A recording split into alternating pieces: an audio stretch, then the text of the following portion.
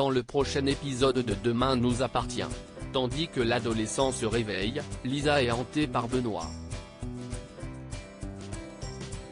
En parallèle, Marianne vole au secours de Jordan. Attention, les paragraphes qui suivent contiennent des spoilers sur l'épisode de Demain nous appartient diffusé demain soir sur TF1.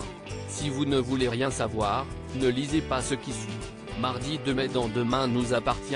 L'adolescent se réveille dans la matinée, Chloé est au commissariat pour faire sa déposition. Tout est allé tellement vite qu'elle n'a pas pu voir le visage de l'agresseur. La seule chose qu'elle peut dire, c'est que ce dernier était grand et qu'il portait les vêtements du bloc opératoire.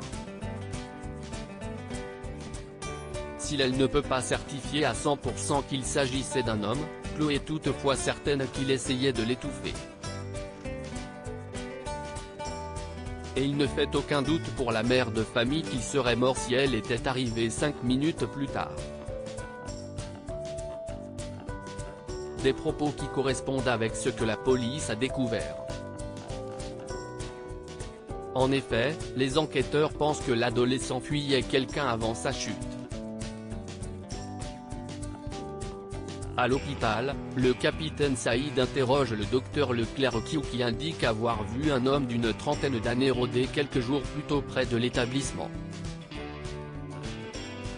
Le médecin le dépeint comme étant quelqu'un d'un peu confus, sur la défensive voire agressif. Il portait par ailleurs une veste militaire et conduisait une moto sportive sur laquelle il y avait un sticker rouge avec des flammes jaunes avec l'inscription Skin Breakers, un salon de tatouage en ville.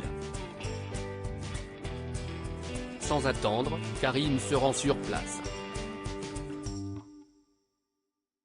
L'homme qu'il recherche s'appelle Vivien Paturel. Ce dernier est connu des services de police pour non-paiement d'une pension alimentaire et fait également l'objet d'une mesure d'éloignement. De son côté, Marianne se fait du souci pour sa fille qui prend cette histoire beaucoup trop à cœur. Peinant à comprendre pourquoi elle est tout le temps au chevet de cet adolescent, Marianne lui rappelle qu'il va retrouver sa famille à son réveil et qu'il ne se préoccupera pas d'elle. Si c'est tout ce qu'elle lui souhaite, Chloé souligne toutefois que personne ne s'est manifesté alors que cela fait 3 jours qu'il est hospitalisé. Marianne, qui en a marre de l'avoir porté toute la misère du monde sur ses épaules, l'enjoint à se blinder. Tandis qu'elle se vexe, Chloé rétorque qu'elle est tout simplement sensible à la situation du jeune homme. En rentrant chez elle, Chloé se confie à Alex sur son altercation avec Marianne. Bien qu'il soutienne sa femme, celui-ci se fait malgré tout du souci pour elle. Même s'il trouve courageux qu'elle se soit lancée à la poursuite de l'agresseur, il lui fait remarquer qu'elle a une famille, 3 enfants et un mari qui ont besoin d'elle. Il la prie donc de ne pas prendre de risques inutiles et de faire attention à elle. Non loin de là, Karim et Sarah planquent devant le domicile de Vivien Paturel. Malheureusement, ce dernier les repère et prend la fuite à moto. À la suite d'une course-poursuite dans les rues de Sète, les policiers parviennent à l'arrêter. La nuit tombée, Chloé est au chevet de l'adolescent lorsqu'il se réveille. Déboussolé, il panique et appelle une fois de plus Chloé maman. Quand il demande s'il va revenir, Chloé assure qu'il n'a plus rien à craindre. Et d'ajouter qu'elle ne le laissera pas tomber. Au moment où elle l'interroge pour savoir comment il s'appelle, l'adolescent répond qu'il ne s'en souvient pas.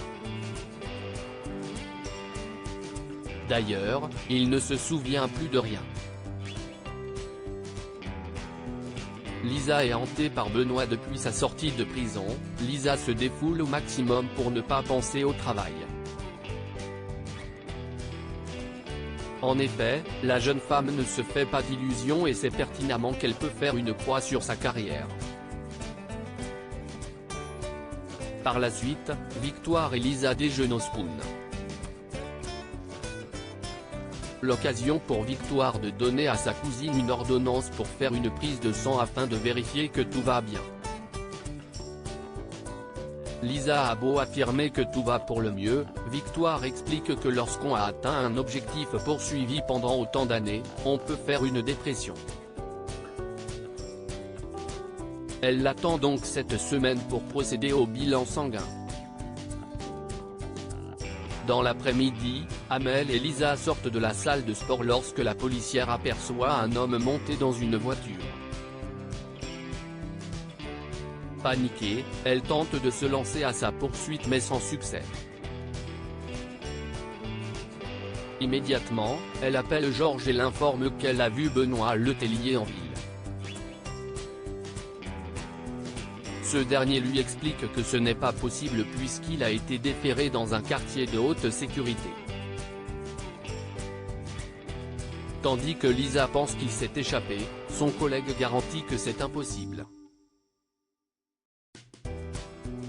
Lisa lui présente alors ses excuses pour l'avoir dérangé avant de raccrocher. Face au traumatisme de sa collègue, Georges sait qu'ils vont devoir être présents pour l'aider. Le soir venu, Lisa est dépitée et en vient même à envisager d'arrêter sa carrière de flic après ce qu'il s'est passé.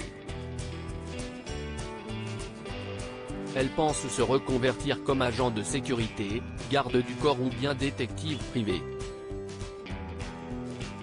Victoire et Amel tentent alors de lui remonter le moral en rentrant dans son jeu. Elle l'imagine ainsi rentrer dans les services secrets voire comme mère au foyer. Mission réussie puisque Lisa retrouve le sourire. Amel attend que sa sœur soit partie se coucher pour dire à Victoire combien elle a eu peur pour elle. Même si les mois qui viennent risquent d'être assez durs, Victoire promet qu'elles seront là pour elle et qu'elles ne la lâcheront pas. Marianne vole au secours de Jordan chez les Roussel. Audrey aimerait savoir si Jordan a eu le temps de parler à son frère et à sa sœur pour cette histoire de Hara. Comme ce n'est pas le cas et qu'elle n'a aucune envie de finir les talons dans le crottin pour le plus beau jour de sa vie, elle supplie son fils de leur parler au plus vite. Jordan promet de le faire dans la journée et ce d'autant plus qu'il a une super contre-proposition à leur faire. Ne connaissant pas véritablement le sens du mot surprise, Audrey cherche donc à savoir de quoi il s'agit. Lorsque son fils révèle vouloir faire la cérémonie à la plage, Audrey est toute excitée. Plus tard, Jordan profite d'une balade au parc pour faire part de son idée à son frère et sa sœur mais ils ne sont pas du tout emballés.